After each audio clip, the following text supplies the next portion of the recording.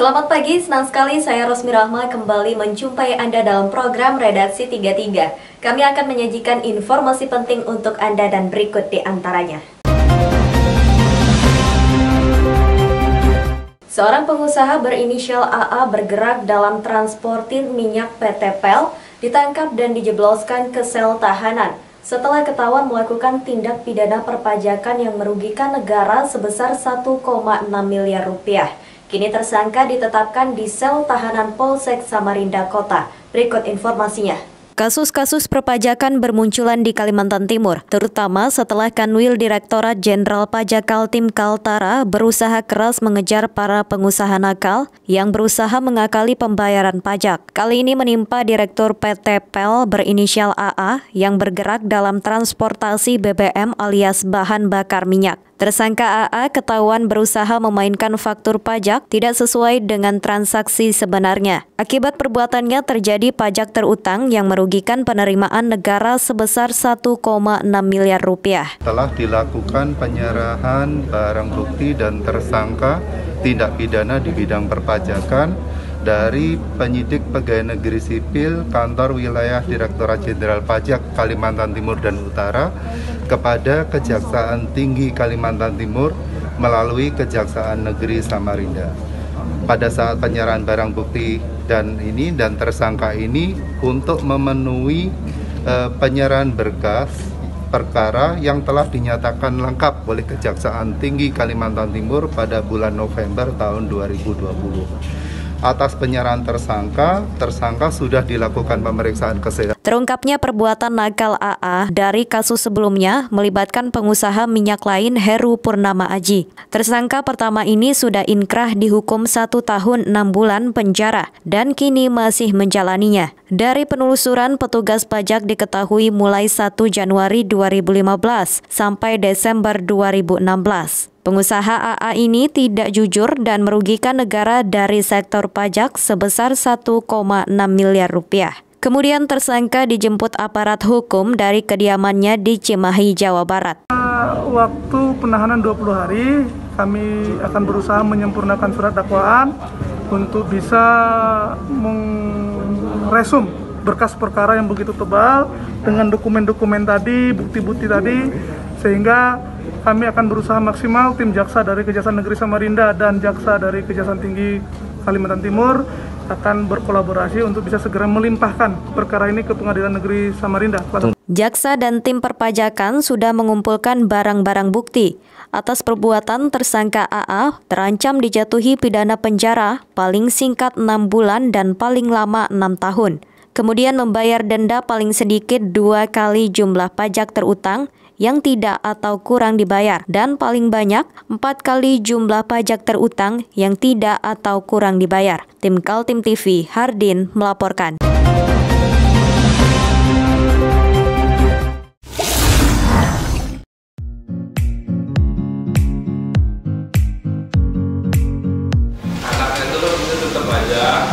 Cara mudah beriklan digital di Kaltim TV.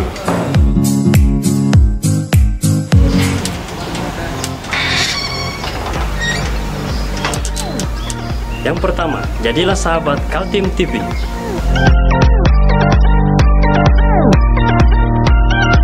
Dengan 1 juta rupiah, para sahabat mendapat 20 kali tayang di slot berita kamu.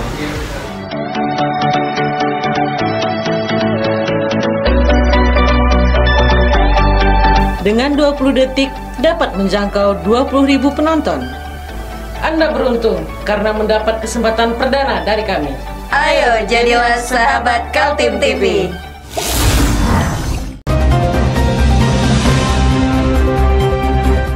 Atap gedung B DPRD Kaltim di Jalan Teuku Umar, Karangpaci, Samarinda akan direnovasi. Dana sebesar 13 miliar rupiah telah disiapkan untuk mengganti atap bangunan bersejarah yang menyerupai telabang atau perisai suku Dayak itu. Berikut informasinya. Warga Kalimantan Timur mungkin banyak bertanya-tanya apa makna dari atap gedung parlemen DPRD Kaltim yang bertingkat-tingkat itu. Tak banyak juga yang tahu kalau atap gedung B yang digunakan untuk sidang paripurna tersebut lebih mirip dengan telabang atau perisai yang menjadi ornamen khas suku Dayak di Kaltim. Kini, atap gedung yang diresmikan oleh Mendagri Rudini 6 Januari 1993 atau 29 tahun silam itu akan direnovasi. Rencananya bulan April, proyek dengan anggaran 13 miliar itu sudah masuk tahap lelang. Ini, jadi renovasi termasuk ini kan gedung pemerintah ya. Jadi rencana renovasinya nanti akan dilaksanakan oleh OPD yang menangani. OPD yang menangani itu adalah siapa? PU ya. Betul lah, paham ya, yang menangani. Saya dapat informasi dari Kepala Bidang Cipta Karya, kemungkinan April ini mulai lelang. Oh, lelang. Lelang ya. Atau sebelum April nggak tahu. Tapi Mei sudah bisa dilaksanakan. Pembangunannya Pak? Bukan pembangunan, rehabilitasi. Oh iya, rehab. Terutama untuk atap. Jadi atap ya, itu atapnya saja. Pak, itu menelan biaya berapa? Diperkirakan ya anggarannya? Perkiraannya kalau rencana sih detailnya nanti ada di PU. Pagunya yang ada sekarang aja ya. Yang ada sekarang kurang lebih 13 miliar. 13 miliar. Apakah untuk atap aja atau gimana itu? Atap dengan otomatis dengan konstruksinya. Kan ada konstruksi-konstruksi yang katakanlah ya ini kan sudah hampir 35 tahun lebih ya. Iya, betul. Ya kita tidak tahu tingkat keamanannya dan sebagainya. Nanti lebih detail langsung ke Dinas PU. Gedung B yang berada di Komplek DPRD Kaltim dibangun ketika Kaltim dipimpin oleh Gubernur Kaltim HM Ardans SH. Jabatan periode pertama pada tahun 1988 sampai 1993 dan jabatan kedua pada tahun 1993 sampai dengan 1998. Di gedung DPRD Kaltim inilah detik-detik menentukan terpilihnya kembali HM Ardans. Hanya berselang 3 bulan sejak gedung diresmikan, HM Ardans di gedung itu terpilih lagi melalui voting anggota DPRD Kaltim. HM Ardans memperoleh 36 suara dan calon lainnya Edi Suwahedi 5 suara serta Yurnalis Ngayoh 4 suara. Tim Kaltim TV, Hardin melaporkan.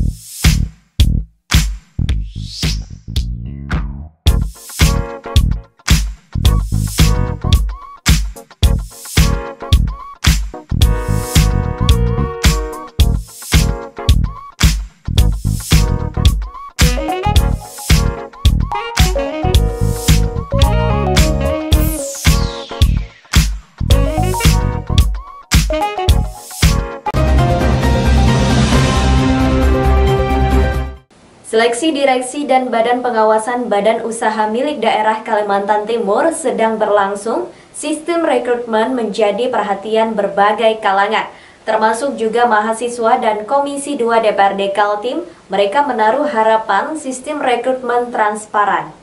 Kalangan mahasiswa dari Gempur atau Gerakan Mahasiswa Peduli Uang Rakyat melakukan orasi di depan DPRD Kaltim.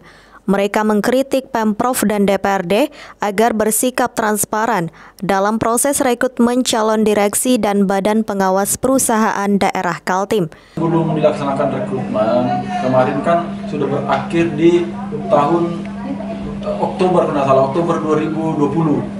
Nah pada saat itu kan ada PLT semua, hampir semua lah, kecuali BPD yang memang sudah ada kan. Kita sudah panggil mereka supaya transparan dalam proses ini. Sistem 2, kemudian Biro Ekonomi, dan mereka datang langsung memaparkan. Cuman dari regulasi memang peraturan perundang-undangan, memang kita DPR ini secara teknis nggak bisa terlalu masuk ke sana, karena itu ranahnya gubernur, kemudian memberi perpanjangan tangan kepada Sistem 2, Biro Ekonomi untuk mengelola itu. Kita cuma ada di fungsi pengawasan dan legislasi. Dari 8 BUMD yang sahamnya dimiliki Pemprov Kaltim, 6 diantaranya harus diisi dengan direksi dan badan pengawas baru. Ada 15 jabatan lowong dan harus diisi, yaitu harapan masyarakat Kaltim sangat tinggi karena selama ini Prusda di Kaltim kurang maksimal menghasilkan pendapatan asli daerah. Bahkan, bukan rahasia umum lagi, banyak yang beranggapan Prusda selama ini hanya jadi ATM para pejabat. Beberapa kasus pidana korupsi bahkan terjadi pada Prusda Agro Kaltim Utama dan saat ini sedang proses pengadilan di Pengadilan Negeri Samarinda. Kita dari Komisi 2 selalu mendorong harus transparan dan itu betul-betul dilakukan dengan istilahnya tidak ada sistem KKN, tidak ada sistem yang ditutup-tutupi. Jadi kita mendorong itu betul-betul secara terbuka. Kita hanya bisa memberikan dukungan seperti itu. Jadi karena di dalam peraturan Dewan itu kan tidak boleh langsung masuk di dalam teknis. Iya, betul. Ya, kita tidak ada di dalam aturan. Tetapi fungsi pengawasan kita secara umum kita mendorong ada keterbukaan. Makanya tahapan-tahapan itu sekarang kan diumumkan di publik yang sebelumnya. Jadi kita dorong untuk diumumkan di publik. Tapi jangan sampai ada kesan bahwa direksi komisaris dewas itu seolah-olah titipan-titipan. Kita udah antisipasi dari awal itu sehingga kita mau supaya ini dikelola secara diisi nanti oleh orang-orang yang betul-betul profesional, visi bisnisnya masuk, kemudian kemampuan penguasaan masalah pengelolaan keuangan daerahnya masuk supaya ada balance bahwa karena Prusda ini betul mencari duit tetapi bukan murni untuk kegiatan usaha tetapi ada investasi di daerah situ sehingga harus juga dinikmati oleh masyarakat. Nah itu hal-hal yang harus dimiliki oleh pimpinan-pimpinan nanti, direksi-direksi nanti maupun Tahapan rekrutmen direksi dan badan pengawas Prusda sudah pada tahap pengumuman calon yang lolos verifikasi administrasi. Menurut jadwal, seluruh direksi baru sudah diumumkan pada 14 April 2021. Tim Kaltim TV, Hardin melaporkan.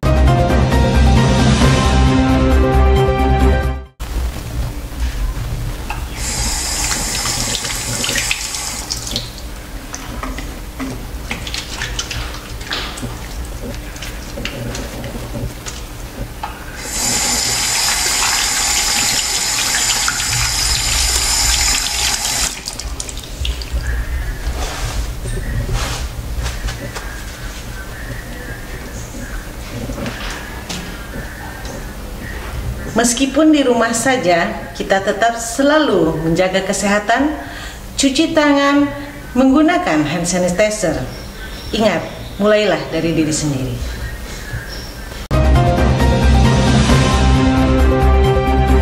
Kita beralih ke informasi selanjutnya. 2 pejabat pemerintahan hadir pada acara peresmian kantor Sekretariat Kerukunan Keluarga Sulawesi Selatan Kaltim. Mereka adalah Wakil Gubernur Hadi Mulyadi dan Wali Kota Samarinda Andi Harun.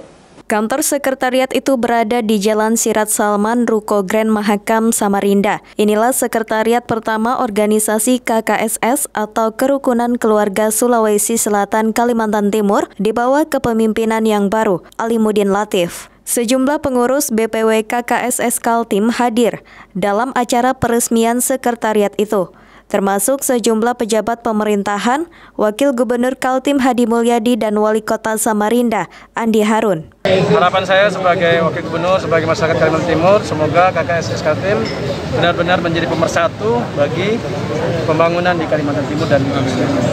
Pak, seberapa penting sih paguyuban ini untuk perkembangan Kaltim, Pak? Seluruh paguyuban penting, karena dengan paguyuban itu ada rasa kebersamaan, ada rasa kebersatuan, sehingga mereka bisa saling membantu, saling mengisi di antar bersama mereka. Biasanya kalau orang sesama asal daerah itu ada hubungan emosional yang erat. Cuman ingat, jangan itu kemudian menjadi alat pemecah belah. Justru dia harus menjadi alat pemersatu. Ya, saya berharap seluruh pengurus melaksanakan amanat Nuswil dengan sebaik-baiknya dan terutama melakukan pembinaan terhadap warga KKSS agar terus berkontribusi. Sekretariat ini terbilang kecil ya, kita ada sekitar 40 paguyuban kelompok kerukunan keluarga di dalam KKSS yang berhimpun. Tentu untuk ukuran sekretariat ini sebesar, tapi karena kita 40 tentu akan terasa kecil. Yang kedua, sekretariat KKSS itu sedapat mungkin tidak berbentuk ruko. Dia ada mengembangkan seni budaya, sehingga di sana muncul pelatihan pesan, pelatihan karakter untuk bersama-sama dengan etnis lain, semua elemen masyarakat membangun Kalimantan Timur. Alimuddin Latif terpilih secara aklamasi dalam musyawarah wilayah KKSS Kaltim ke-8 yang berlangsung 5 Maret lalu. Organisasi itu adalah rumah besar bagi paguyuban etnis di seluruh provinsi Sulawesi Selatan. Dengan jumlah anggota 40 etnis, dengan populasi ratusan ribu jiwa di Kalimantan Timur, organisasi ini memberi pengaruh dalam dinamika sosial politik di daerah ini. Ini bagian dari komitmen saya dan teman-teman setelah terpilih jadi Ketua KKSS Kalimantan Timur untuk segera mengadakan sekretariat. Karena selama ini Badan Pengurus Wilayah Kalimantan Timur KKSS Kalimantan Timur itu sekretariatnya nggak ada. Jadi ini yang didambakan, yang didam-damkan warga dan pengurus khususnya untuk dapat berkumpul, berkoordinasi baik dengan pengurus KKSS sendiri dengan pilar-pilar dan badan otonom untuk memudahkan koordinasi. Dan orang Sulawesi itu punya ciri khas selalu berkumpul, bersilaturahim untuk berbincang ya banyak hal. Ya mudah-mudahan ini bisa jadi tempat sementara untuk berkumpul pengurus dan warga KKSS khususnya di sekretariat ini, karena insya Allah kami mohon doa kepada kita semua, mudah-mudahan dalam waktu 2 tahun Gedung Budaya Badan Pengurus Wilayah Kerukunan Keluarga Sulawesi Selatan insya Allah sudah bisa terwujud. Ya. Tim Kaltim TV, Hardin melaporkan.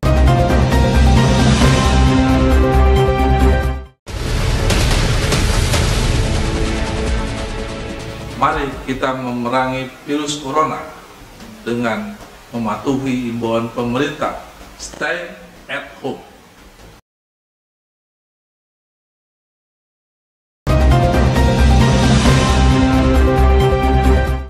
Jembatan Dondang Muara Jawa Kutai Kartanegara 2 kali ditabrak ponton.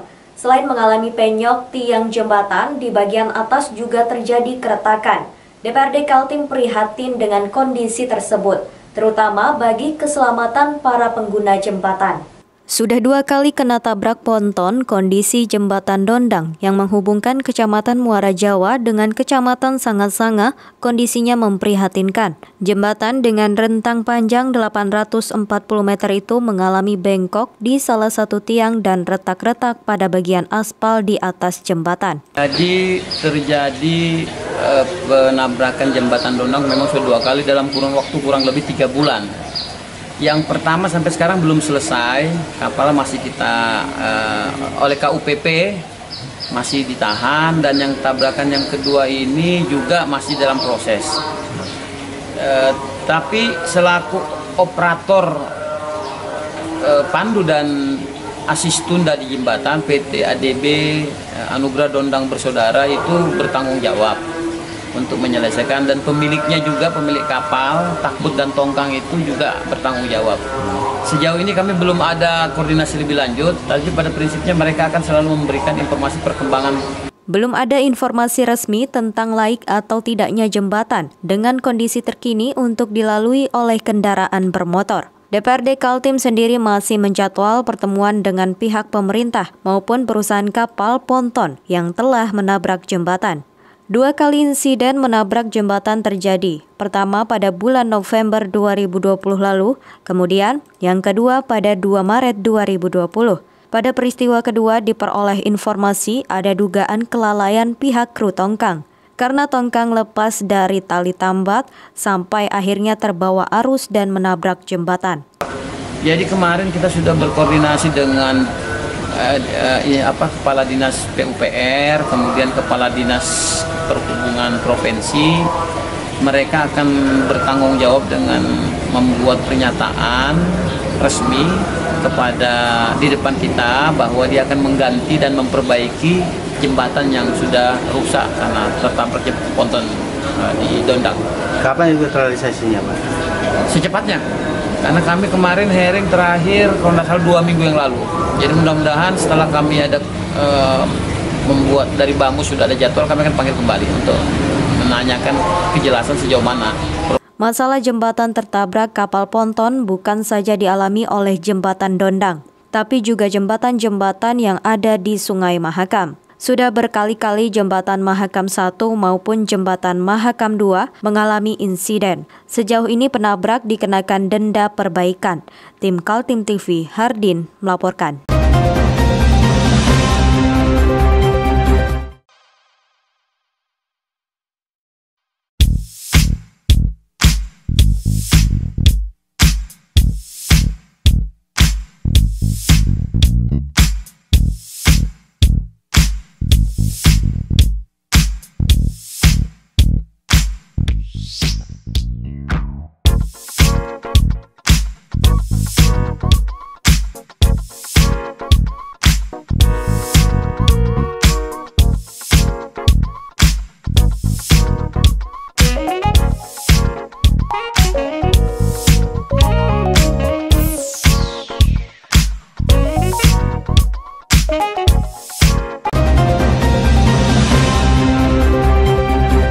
Demikian redaksi 33 edisi kali ini. Informasi lainnya dapat Anda simak melalui situs website kami www.kaltim.tv, channel YouTube dan fanpage Facebook Kaltim TV. Jangan lupa untuk selalu patuhi protokol kesehatan. Saya Rosmi Rahma bersama kerabat kerja yang bertugas pamit undur diri. Selamat pagi, selamat beraktivitas dan sampai jumpa.